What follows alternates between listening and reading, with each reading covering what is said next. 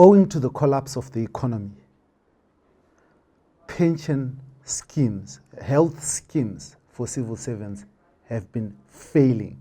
Most of the times you are not feeling well and you show up at a medical facility with your medical aid card. Some practitioners don't take it, and some actually demand top-ups. This has hit civil servants the hardest because most of their salaries, in fact all civil servants, are on some scheme on their health. And every time they have sought medical attention, they have failed to get it, chiefly because the local currency is crashing and the premier service aid, which was run by government, has all but collapsed. Now, on this, the situation right now, we talk about the collapsed medical aid scheme, how it has hit the people and how they are feeling. Now, join me after this break on this, the situation right now. Me, your host as usual, Dara B.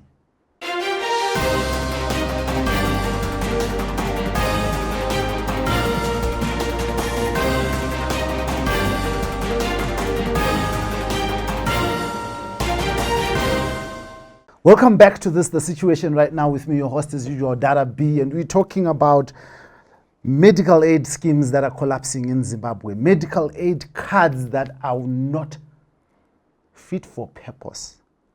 And in studio to help me discuss this issue, I have Gamchirai Masiwa, who is a journalist with the Global Press, who has been following this story and has written on this issue in detail. And I've also have Munyaradzi Masiwa, who will be talking to us on a first-hand experience, how the collapse of the medical aid schemes have affected them. Now, welcome to the program, Gamu, and thank you for being with us. Thank you, Blessed, and thank you for having me. Beautiful. Now, let's just talk about your story. What did your story discover as you were doing your story? What were the issues that confronted you?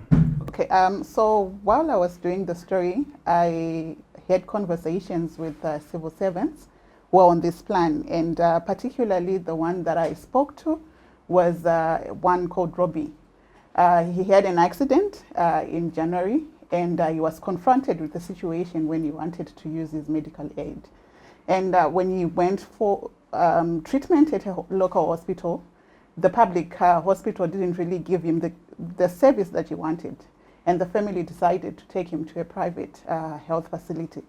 And upon arriving there, he thought that he was going to get the cover that he was looking for. He was told they only had a shortfall of about $350. Then he was admitted. And surprisingly, I think after 3 days, the institution told them their medical aid had maxed, and they had actually to pay cash. So it was something that the family wasn't expecting at that time. And given that he's someone who is a civil servant, the money that was required to pay the bills is something that the family didn't have at hand.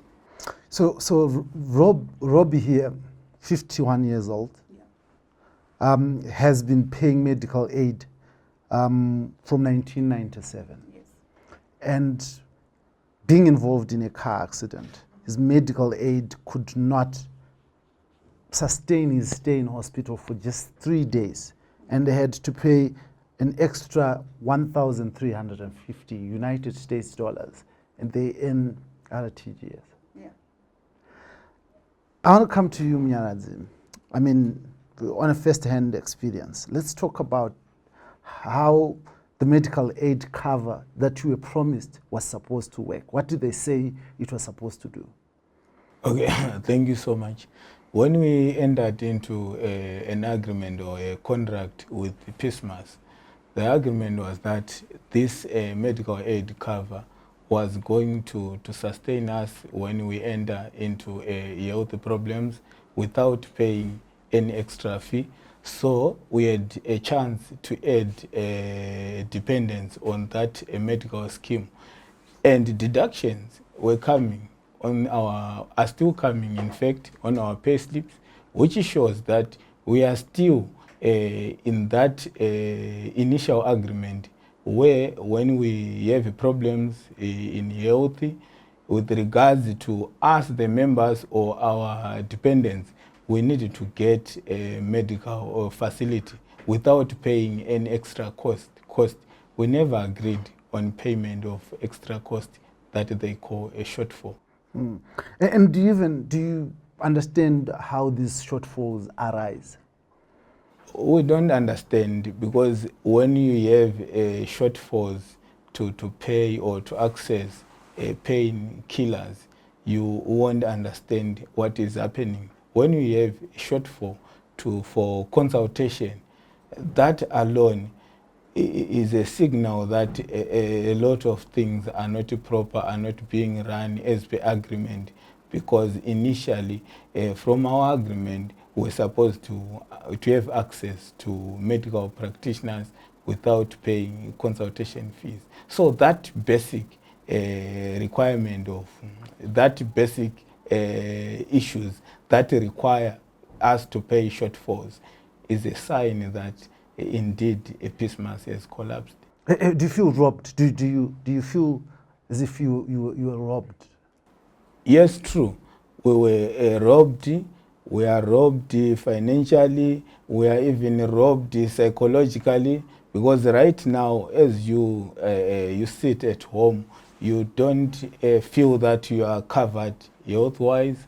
So we are robbed in different ways. Even the lies that comes from PSMAS, the lies that they always shift the blame to the government, that the government is not remitting back to PSMAS.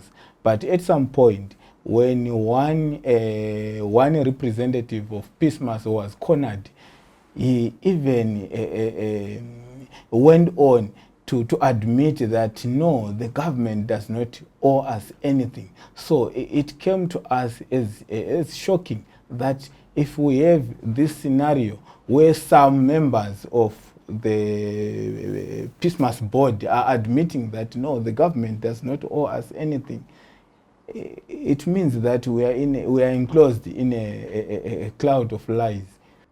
In your story, in your investigations, what appears to be the root cause of these lies, of these failed promises by insurers, by health insurance companies? So when I was doing the reporting, I spoke to civil servants union representatives, and their indications were that the premiums haven't been reviewed for quite a long time. And also PSMAS really confirmed this during the time of reporting. And because of the fluctuations in terms of our currency, that was quite affecting the premiums that were then paid off to like the service providers. And that is also a problem. It's also economic. There are economic hinges onto it as well.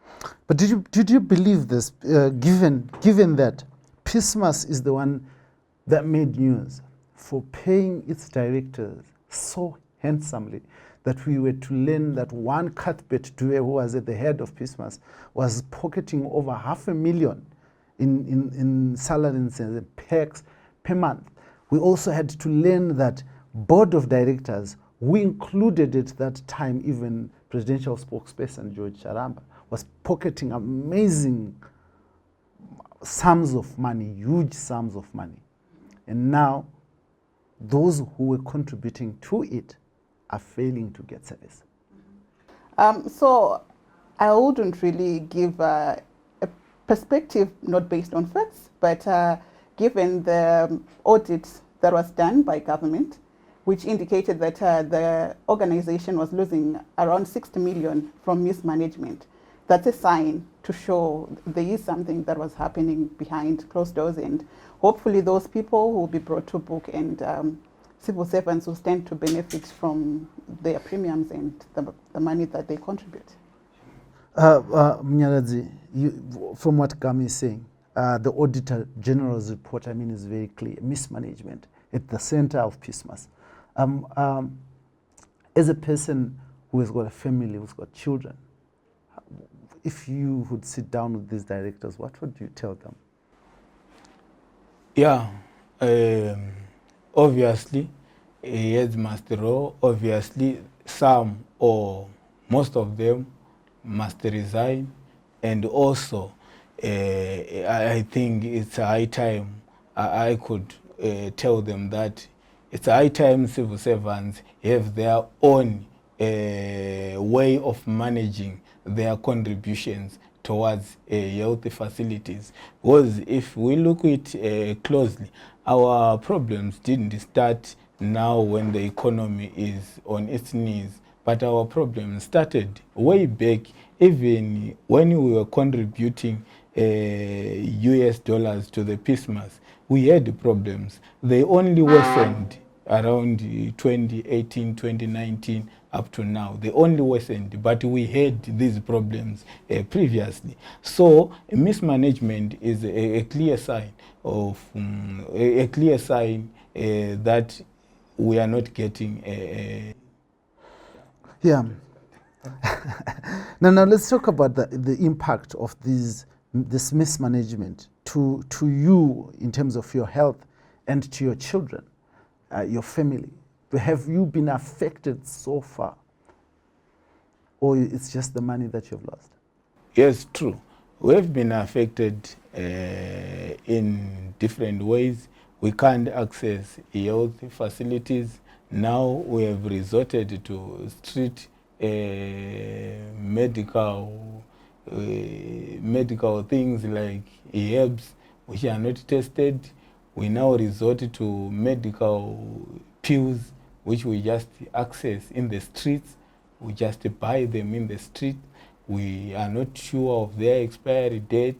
We are not sure of the contents in the herbs that we buy in the streets. So you would realize that there has been a mushrooming of herbal clinics and herbal institutions that are selling herbs in Zimbabwe.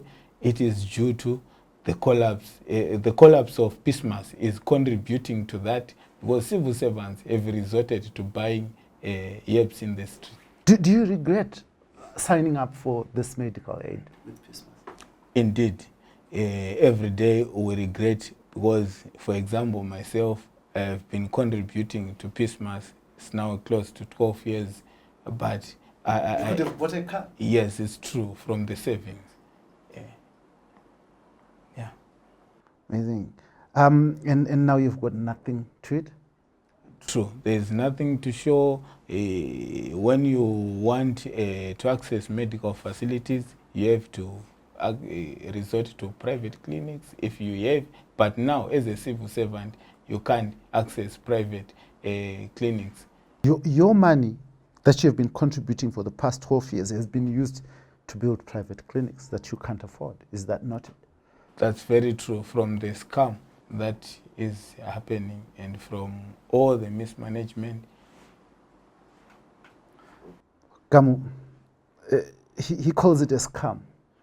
Do you believe it is a scam? No, it's your opinion, and if someone is contributing and you'd expect to get a service, he has the right to say so. But let us look at the impact, Gamu, from the lived stories that you have managed to see as a journalist in doing your work. Mm-hmm. Based on what I've seen through my reporting, there has been a huge impact on people's lives. Say, for instance, in the case of Robbie, he's now an amputee because of what he went through. If he, like his family and him indicated that during that time, hospitals were closed. I think like one of the major hospitals that used to cater for people in Harare, like West End, was closed at the time. And they hoped that if that hospital was open, he could have gotten the emergency care that he needed at the time, and that could have saved his legs. And we also have other sources who are making indications that the money that they are earning right now is not enough. As a pensioner, you are unable to afford the medication that you need on a monthly basis. You know, people have hypertension, they have chronic illnesses that need monthly medication. So that's a challenge that people are facing, and it impacts them on a daily basis. Have you ever looked at how probably this collapse of PSMAS has affected not only those who were contributing to it, but also the health industry as a whole? Yeah, it has affected the health industry as a whole, because when you look at the issue in terms of the coverage, in terms of the numbers that PSMAS has, like close to 900,000 members who subscribe to their facility, and they are not only going to their own facilities, they are also going to other medical practitioners to seek services. And when you have someone who is accepting that medical aid and they make indications that sometimes they are not paid in time, it affects them also indirectly. They are not part of PSMAS, but they're offering the service and they are not getting their money in time. Close to 1 million people who have been putting money into PSMAS with the hope of getting service, and now stuck, can't get service. Those who have offered members of PSMAS service have not been paid. And this is supposed to be an insurance that protects many when they fall into hard times and they have no cash in their pockets. Now, Munyaradzi, let us talk about what you think should be done to make this better and to give you justice and a bit of some sleep at night. Obviously, first thing is to the disbandment of the management of PSMAS services. So we are agitating for a new system of managing civil servants' contribution, where civil servants have a total new body, a new institution which manage their resources, their contributions, and we pursue legal routes, of course, so that we get a recourse for our lost finances. You have been, you said you started contributing when it was United States dollars, yes, and you gave them money with value. Yes. And now they tell you that money you gave them with value is now equivalent to other TGS and has no value. So from 2011, it was USD era, until around 2018, we had a stable economy there. We contributed money with the value. So our problems worsened from year in, year out, from then up to now. Do you still have any confidence in insurance? Not really, but then it depends on who is managing and the name of the insurer. Obviously not PSMAS, obviously not the people who are managing our contribution at PSMAS. But if we manage to have a new institution with the new individuals who can demonstrate honesty and transparency in management of our resources, yes, we can have confidence. Now, what is your plan right now if you fall sick, Munya? The plan obviously is not informed by my pocket, because financially I am down. I get about $20 a month as a salary. So first thing I would do is to consult the men in the street, those guys who are selling herbs. That's the plan. If someone tells you that our health delivery system is better than it was in 2017, and that things are improving in this country, what would you say? That would be a clear lie. Obviously, such an individual would be trying to protect some individuals, maybe probably those who took over in the management of our health systems from 2017. The person will be trying to portray a better picture, but that's not it. The health system, the health delivery has gone worse. Now, have you tried to look at if other medical insurance schemes are faring better, and that people can jump onto them? During my time of reporting, my focus was particularly on civil servants and the challenges they were facing with their own insurance. I didn't really look at other insurance companies at that moment. And indeed, the civil servants make the bulk of the people that would want to seek medical services, is it? Yeah. Amazing. Now, I want to thank you, Gamu, but just before we close this program, what would you, if given an opportunity to suggest solutions, what would you say would be the solution? I think the solution is just revamping the services that they offer and make the civil servants get value for their money. The contributions that they make, they get value for the money, and that's all that matters. When someone has their healthcare service and when they access it when they need to, that would be all that can be done. Would you have a message to your insurer who you say scammed you? Yeah, they need to be very careful when dealing with people's emotions, when dealing with people's health issues, because we have lost relatives which are close to ourselves, relatives which we believe they could have been living right now, yet it been not the mismanagement in PSMAS. We lost friends, we lost colleagues at workplace, at home, in rural areas. So it's a serious issue that they must deal with it with the agents it deserves. Amazing. Now, I just want to thank you for joining us and for sharing these experiences and this amazing story. You know, what touches me is this paragraph in the story by Gamu. He says, Robbie's wife believes that if they'd been able to use their civil service medical coverage offered by Premier Service Medical Aid Society as expected, her husband would still have his legs. Open courts. If hospitals like West End were open, maybe he would have received the urgent operation without delays. Close court. Now, Robbie has been paying insurance to PSMAS since 1997. 20% of his salary was being channeled to that day,